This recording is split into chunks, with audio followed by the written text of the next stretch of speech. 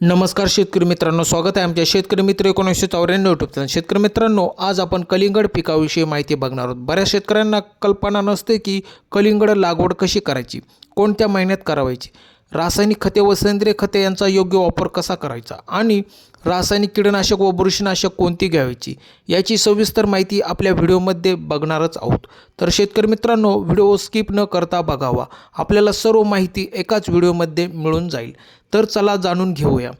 कलिंगड लागवडीसाठी पाण्याचा चांगला निचरा होणारी भुसभुशीत आणि हलकी ते मध्यम भारी काळी जमीन असावी लागते. अनेक प्रकारे कलिंगड लागवड करतात, जसे की ठराविक अंतरावर आळे करावे, त्यात शेणखत मिसळून मध्यभागी 4 ते 5 बिया टोचाव्यात.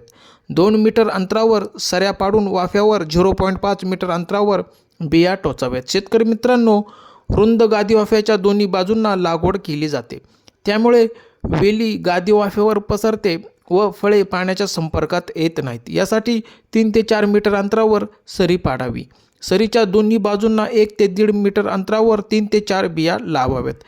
मल्चिंग पेपर टाकण्यापूर्वी गादी वाफा करून घ्यावा. मधोमध ठिबकची लॅटरल टाकावी. गादी वाफ्यावर 4 फूट रुंदीचा 50 मायक्रॉनपेक्षा जास्त जाडीचा मल्चिंग पेपर टाकावा. 15 सेंटीमीटर अंतरावर रोपे लावण्यासाठी पेपरला छिद्रे पाडून घ्यावीत.